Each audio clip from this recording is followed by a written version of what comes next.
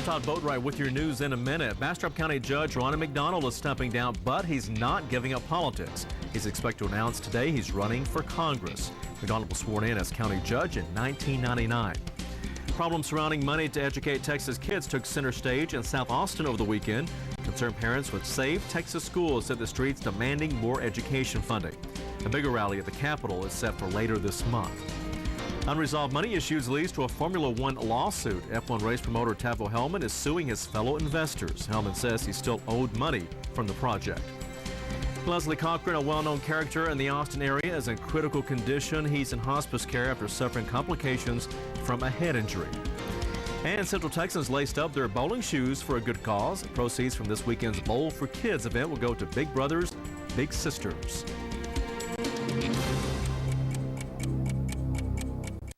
Now, the only 24-hour local news for Central Texas, only on Time Warner Cable. This is YNN, your morning news now. Hi, good morning. Thanks for joining us here for YNN on this Monday. I'm Todd Boatwright. More now on this morning's top story.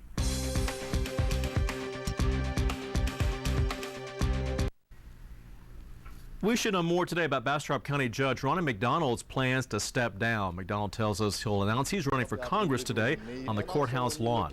Elected in 1996, McDonald wound up in the public spotlight during last summer's Bastrop County fires. Now, based on political maps released by a federal court last week, McDonald could run in District 10 or District 27. A group fighting for Texas public school students is trying to get the word out about a rally planned at the state capitol later this month. Save Texas Schools says last year's slashing of nearly $5.5 billion has resulted in layoffs as well as overcrowding in the classroom. The group says the future doesn't look all that bright either.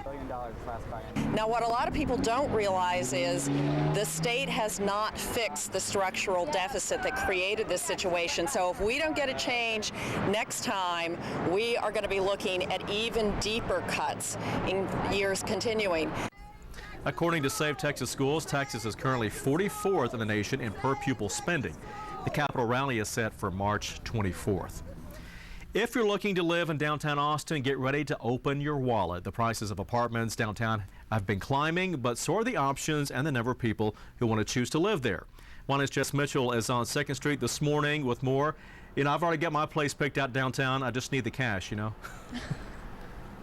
Hey Todd, you've been in town for a while now, almost all your life, so you know how much the city's skyline has changed since the mid-2000s, and it's changing more and more every day.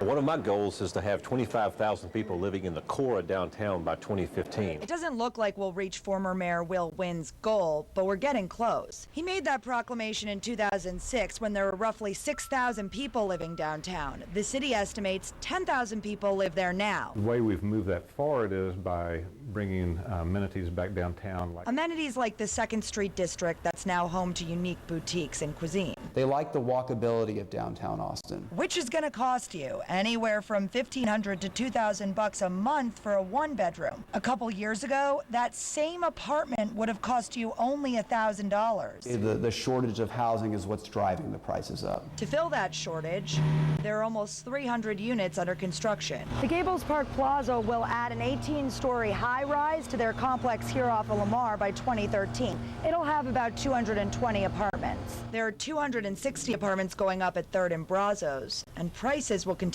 to rise as well. The affordability of downtown living is an ongoing concern and one of discussion because what drives it up is the price to develop high-rise, particularly in terms of the cost of construction. Construction that's got to keep going because in the next 10 years, the city expects another 1 million people will come to Austin. That most of my clients that are looking to live downtown are either immediately transplanted here or within the last 2 years. And as for that goal, it might not happen in 2015, but in 8 years it could. The city predicts 25,000 Austin residents will call downtown home by 2020. The city is always trying to think up new ways to help keep apartment prices down. Right now they invest in various construction projects that make sure that buildings put affordable units in their buildings. In downtown Austin, Jess Mitchell, YNN. All right, thanks a lot, Jess. There is a legal battle brewing over Austin's Formula One racetrack project. Now, the track set to open in Travis County this November could be overshadowed by a lawsuit. According to the Austin American-Statesman, F1 promoter Tavo Helmuth has filed a suit in state district court. That suit names track investors Bobby Epstein and Ray McCombs, as well as various other companies involved with the track, as defendants. Now, despite distancing himself from the project last November, Helmuth and his lawyers claim he's still the chairman of the F1 race. In the suit, Helmuth claims he was supposed to be paid $500,000 a year as head of the project, and he accuses Epstein and McCombs of not paying him what he says was agreed to in a buyout arrangement. Circuit of the Americas track is still under construction in southeast Travis County. The first race is set for November. Well-known Austin homeless advocate Leslie Cochran is in critical condition this morning following complications from a head injury. Friends say he first injured himself in a motorcycle wreck years ago. He also suffered a stroke in 2009 and has had a history of seizures. Leslie was a fixture on 6th Street in Austin and advocated for the homeless and police accountability. Leslie ran for mayor of Austin 3 times. On Friday, he entered hospice care where a friend says he's surrounded by those closest to him and he has a legal advocate. He's very cognizant of this outpouring of love and the support. He's gave us a big thumbs up last night. He smiles as much as his face can express his smile when we read to him the lovely notes that were written on the Get Well posters. And employees at Austin Bookstore Book People say he was a regular at their shop. They're taking donations to help pay for medical and other costs for Leslie. It was a beautiful weekend, but will it hold up for the work week? Your weather on the 8s is next. Stay with us.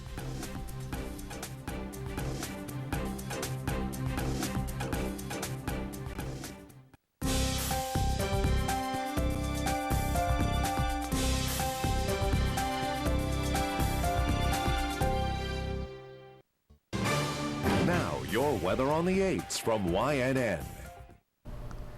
And welcome back. Burton joins us now back in the Weather Center with your forecast. It's kind of inching a little bit colder, right? That indeed it is, at least in the morning hours here. We're to a point right around daybreak, and so this is it. This is the coldest part of the morning, Todd, and from here on out, we're going to see temperatures rise, and it's going to be quite comfortable this afternoon, once again in the mid and upper 70s. But right now, we have some chill out there. We even find a few 30s, a few pockets of them with 40s, and actually right here downtown, we're at 53. So it's a range. 48 officially at Camp Mabry, 36 over at Manor, 35 at Rosenke and the Austin Airport, while it's 50 at Lago Vista and Marble Falls. So there you go. Again, in this situation, it's more of a protected valley that will get the colder temperatures compared to the less chilly. And you know what? My computer's just sitting here doing nothing. Let me just show you this other picture real quick and find out why it's not spinning for us. The forecast here today looks awfully nice. I'm calling for mid and upper 70s. There we go. So after maybe an hour's worth of some sleeves, it looks like this afternoon, short sleeves. A little bit gusty today. Tomorrow will end up even windier for us, so we'll get the clouds back in the picture here gradually. It's 46 at Dallas and Houston right now. Our forecast, 77 today in Austin, 51 tonight. Looks like a rain chance in the days ahead. We're going to show you on our 8-day forecast at 7:18. Now to traffic we go. Joe, good morning. Hey, good morning, and it certainly is one right now. No major struggles for you as you move out and about, but we're starting to see as the 7 o'clock hour begins, things slowing down just a bit. And here we start in South Austin, northbound I-35, here before Slaughter, 24 miles per hour your average speed as you make your move northbound, coming up from FM 1626. So as you move north of the 45 toll road there coming out of Buda, that's where you'll start to see the backup as you move north up towards William Cannon. Now between William Cannon and Benoit,